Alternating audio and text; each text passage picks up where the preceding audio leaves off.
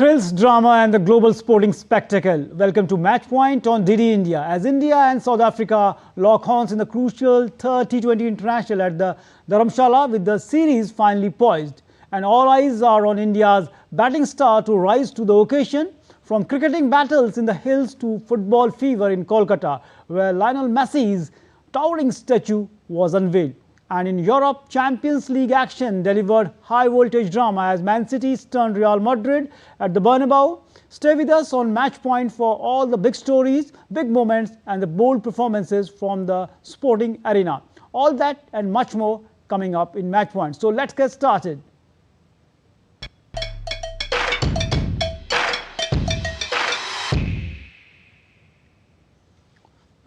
After two contrasting games in the T20 series, contest between India and South Africa is finally poised with both teams locked at one win apiece. The focus now shifts to Dharamsala, where the third T20 International promises to be crucial encounter in the five-match series. Here is more.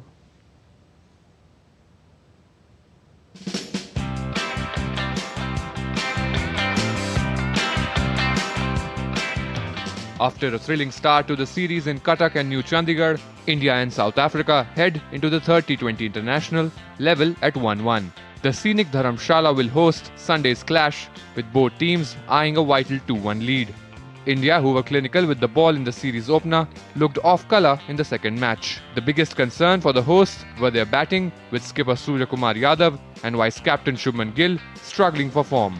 With the ICC T20 World Cup 2026 in mind, India will be keen to get their combinations and momentum back on track.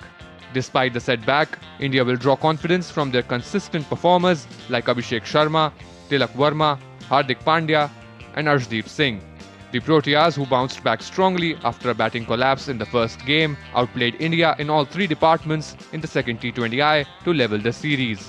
Key players to watch include Abhishek Sharma for India, who remains the team's most successful T20I batter in 2025, and Varun Chakravarti and Kuldeep Yadav, who have been among the wickets consistently. For South Africa, Quinton de Kock's strong record against India and Marco Janssen's all-round impact could prove decisive. Even after falling short in the second T20I, India hold a slight edge over South Africa in their recent head-to-head record. In the last 5 matches, India have beaten South Africa 3 times. The average first innings score for T20 matches at the HPCA stadium in Dharamshala has consistently increased, hence the toss and the conditions could prove to be a decisive factor as well. With better conditions and rising average first innings score at the venue in recent years, another high-scoring contest could be on the cards as both teams look to seize control of the series. Sports Desk, DD India. So both the teams will look to seize the control of the series in the crucial third T20 International at Dharamshala.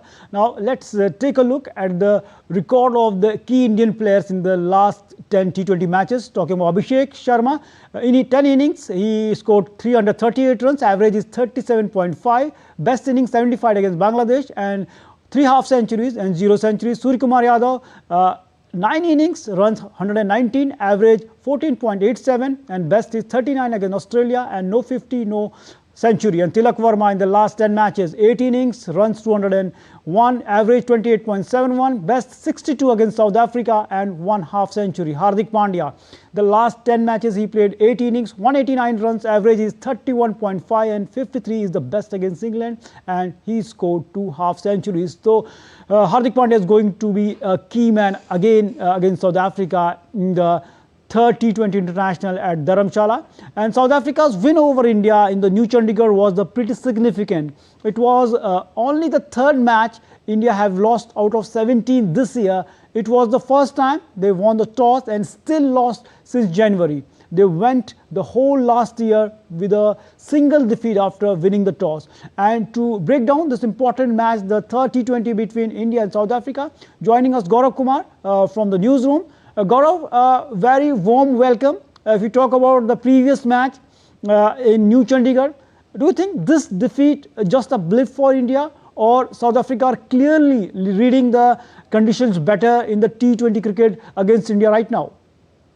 Yeah, definitely, Narayan. I would like to add one more thing. They are not only reading the better conditions, they are also reading the mood of the Indian dressing room, because I would like to say about here as we have because in the last match, as we have been defeated by the South Africans, what we have done, if you look about that match, still the think tank of Indian team is searching a player for the number 3.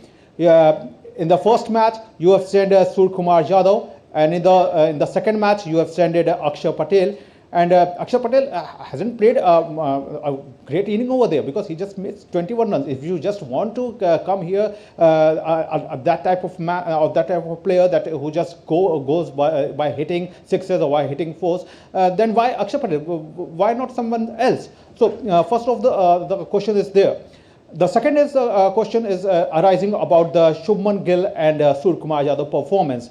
As we have seen, if you look about the Shubman Gill inning, if you calculate last 18 innings, he has scored only one half century has come from his bat. And if we go to the captain Suryakumar Yadav, he has also not shown the great maturity from his captaincy, nor from the batting side, because he just scored last 25 innings. He has just scored 2 half centuries over there. So these are the things where you have to, if you are looking for a pool, if you are going for a World Cup, you are a contender of a World Cup, you are a defending champion also of the current champion of the T20 World Cup. So in that mood, you can't go by all these problems. You can't escape from all these problems. So in that area, okay, you have taken a team. There's lots of players also there who are waiting for their turn to come up. So I think that if you are going to when we are playing the third T20, there should be a change in the playing 11. And I would like to say that you can experiment also.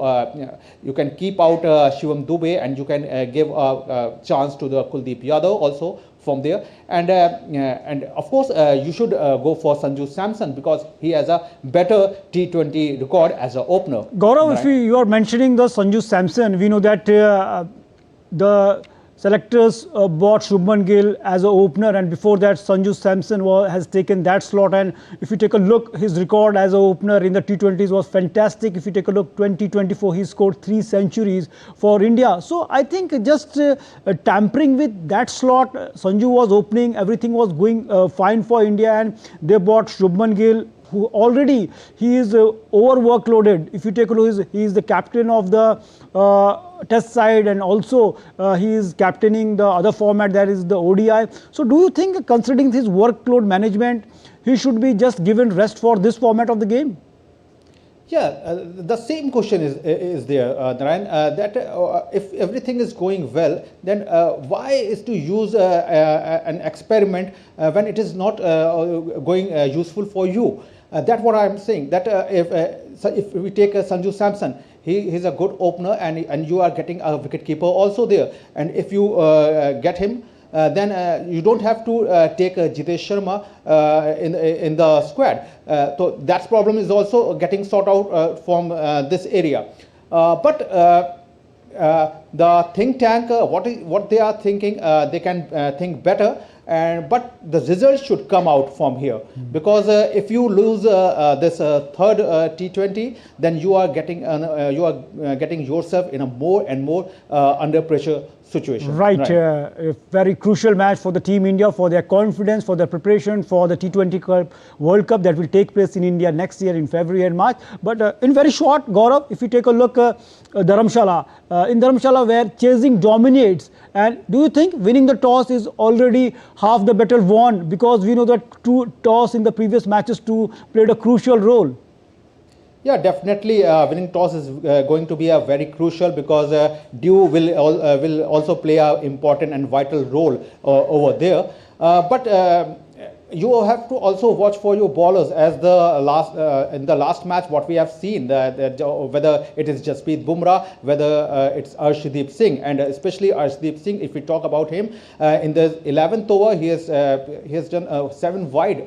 So all these things make a bad face for you when as you have given so much runs on the scoreboard, because however, you can't blame bowlers every time, because they could also say, but every time we can't go and take wickets, and we can't go and every time we go and take the wickets and you won the match. No, every time it will not happen, and the batters have also to do their duties. So, but there should be some limitations over there, and Arshdeep Singh, he's young, but he has to control over his line length.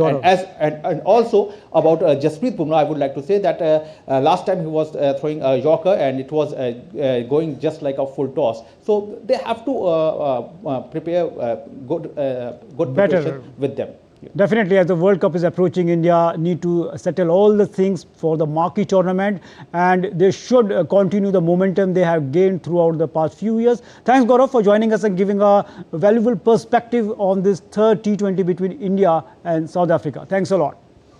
Now, shifting to the next story, Vaibhav Suryavanshi was at his imperious best while smashing 171 of 95 balls, powering India to a mammoth 234-run win over host UAE in the inaugural match of the Under-19 Asia Cup in Dubai. The 14-year-old from Samastipur, Bihar, unleashed a stunning display of batting, hitting 14 sixes, the most by any batter in a single innings at the Under-19 level during his breathtaking innings. Half centuries from Vihan Malhotra 69, Aaron George 69 further bolstered India's charge as it piled up 433 for 6 in the 50 overs. The 400 plus total is India's highest ever Under-19 ODIs total and is the highest in the Under-19 Asia Cup history. In reply, UAE was never in the contest despite fighting 50s from Prithvi Madhu, 50 runs he scored, and Udish Suri, 78 not out, as it could only manage 199 for 7 in its allotted 50 overs. Now it's Messi's time. Messi is in India. The football legend Messi arrived at the Salt Lake Stadium in Kolkata to kickstart his 3-day GOAT, the greatest of all time India tour. Messi, along with Luis Suarez, Rodrigo de Paul, received a grand welcome at the jam-packed stadium. Lionel Messi waved to the sea of ecstatic fans who had been waiting since morning for a glimpse of the superstar. On Sunday, he will arrive in Mumbai before ending the highly anticipated tour in Delhi on Monday.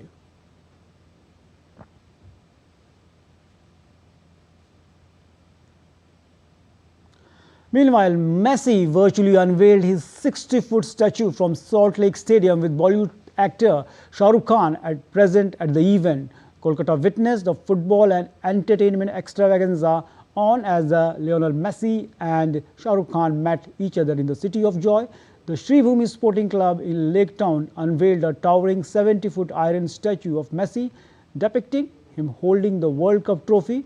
With the football fans and dignitaries all coming together, Kolkata transformed into a hub of celebration, making the historic moment of sports and entertainment lovers in the City of Joy.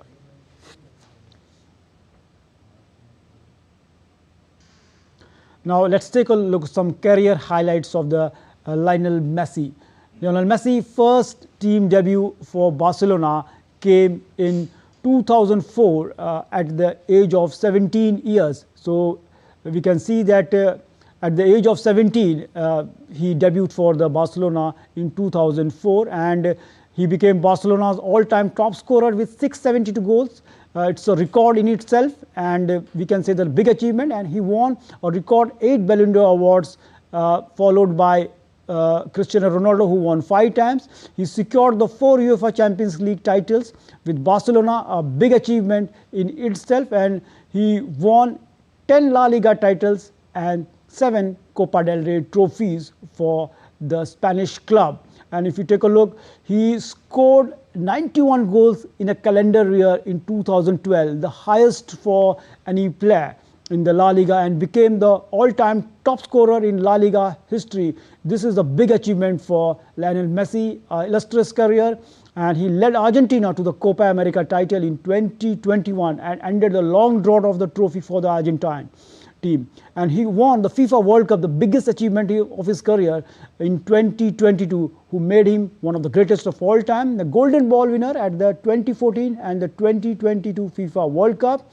Argentina's all-time leading scorer Messi, a fantastic achievement in terms of scoring goals.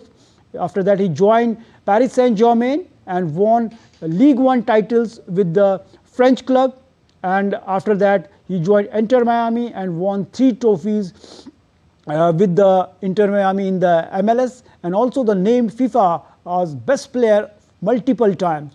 And we know that he is known for playmaking, dribbling, and unmatched consistency. And coming from a very small town in Argentina, he rose to fame. A fantastic example of rags to riches story in the footballing world. Now, shifting focus to UEFA Champions League, Nico O'Reilly strikes and Erling Haaland's penalty helped Man City fight back and beat Real Madrid 2-1 in a tense Champions League contest at the Santiago Bernabeu. Rodrigo opened the scoring with a low shot in the 28th minute just before the half-time.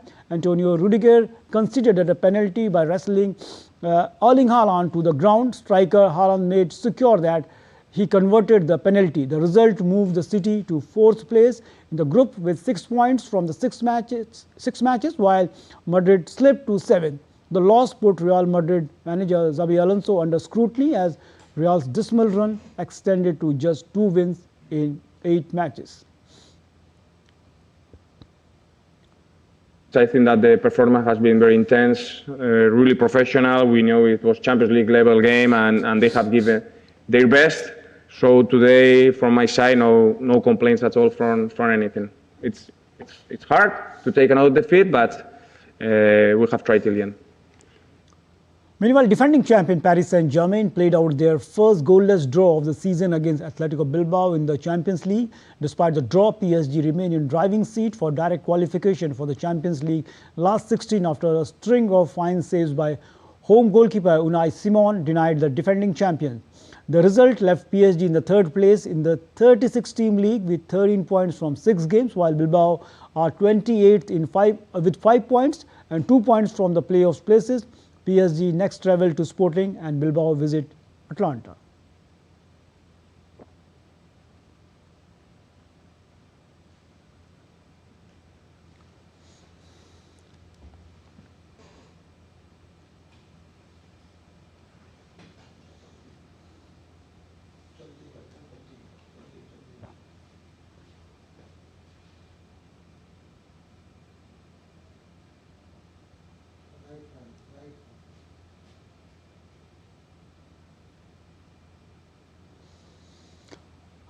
Meanwhile, India's mixed martial art fighter Pooja Tomar is the first Indian ever to win the UFC fight, marking a historic moment for Indian combat sports. Her journey from the modest background to the grand global stage of the UFC is truly inspiration. In an exclusive conversation with DD India, Pooja said that the inclusion of the mixed martial art in the 2026 Asian Games in Japan will provide a major boost to the sport. UFC is the biggest platform for a mixed martial art fighter, and right now I am joined by Pooja Tomar, the first Indian to win a fight in the UFC. Pooja, a very warm welcome. You are the first Indian to win a fight at the UFC, the biggest platform of the mixed martial art. So how you look this achievement personally for you? Thank you so much, and I'm very, very proud myself where I am now, and yeah, I feel like very proud because I belong like a very small village, and now I represent India in the biggest league, so it's so good. In India right now we are seeing different leagues for the different sports. Even we can call India the league of sports league, country of a sports league. So how do you think how this is going to help the mixed martial art if some leagues comes out for the mixed martial art? So do you think it will be good for the promotion of the games? When I was start MMA, it was not like that, but now it's very popular now in India because the league now, like we have one league, MFN. It's going very well. So in MFN have like many champion in future they can represent India in UFC and now and MMA in Asian game also. So now I can see where is the MMA is like high level now. Definitely, as you mentioned that the mixed martial art is also in the Asian Games, and also recently we saw that the world body of the mixed martial art met in Athens, so that the game can be bring in the Olympic fold too. So do you think coming in the Asian Games and a big push to bring the game in the Olympics too, it will help the sports, especially in India? Yeah, definitely. I can see many fighter now is going very well and doing very good. So I can see they can, if they represent India in Asian Games, definitely they can take gold medal. And in future, after gold medal, maybe they will represent India in UFC. You have already won a fight in the UFC. So what is the next goal right now? Where you want to take your professional sports right now? Now I want to win every fight, next my fight, and I want to be in top 15. After that, one day I will be champion. Definitely, the way Pooja is fighting, if you take a look at her career, the first Indian to win a fight in the UFC, and we are hoping that she has emerged as a hero for the budding mixed martial art players. And in the coming time, definitely we will see more players like Pooja who are taking up the sports and shining on the global stage. With camera person Vinod Oja, Narayan Singh, DD India, Gurugram. Meanwhile, Indian wrestler Vinesh Fogart, who was disqualified from the wrestling finals at the 2024 Olympic because of being overweight, has announced her decision to come out of the retirement on Friday. At the 2024 Paris Games, Vinesh reached the gold medal bout but was disqualified hours before the final, being 100 grams overweight, losing the opportunity to become the first Indian woman to fight for an Olympic wrestling gold.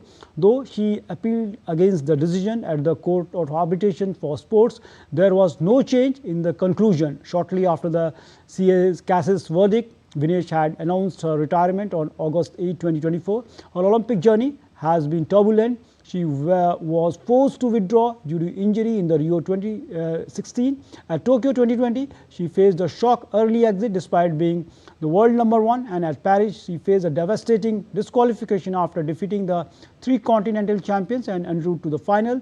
The 31-year-old has confirmed that she will continue to wrestle and will try to compete for India at the Los Angeles Olympics in USA in the 3 years' time. Meanwhile, Lando Norris laid hands on the Formula One Winners' Trophy in Tashkent at the FIA Awards ceremony. Outgoing champion Max Verstappen, who did not attend the prize-giving gala due to sickness, sent a congratulatory message. Norris clinched the title in the final race in Abu Dhabi last Sunday. Max Verstappen by 2 points in the 24-round season, with McLaren teammate Oscar Piastri third overall. The 26-year-old is the 35th Formula One champion since the first in 1950 and 11th in Britain to win the crown. Tennis legend Roger Federer will launch the 2026 Australian Open at the opening ceremony on the 17th January next year. The Swiss great will be back on Rod Laver Arena for the first time since retired in 2022 as the Grand Slam in Melbourne introduces an inaugural opening ceremony. It will be held on the evening before the tournament starts on January 18. The ceremony will include a tribute to Federer, who won the trophy 6 times among his 20 major titles. He will also join 4-time Australian Open winner Andre Agassi and the Australian Pat Rafter and Lleyton Hewitt for a star-studded match. Federer won the tournament in 2004, 6, 7 and 2010 along with 17 and 2018. And that's all we have for you on the Match Point this week, where passion truly meets the sporting performance. Keep the sporting spirit alive and join us next week for more action, insight and inspiration from the world of sport. Thanks for watching. Namaskar.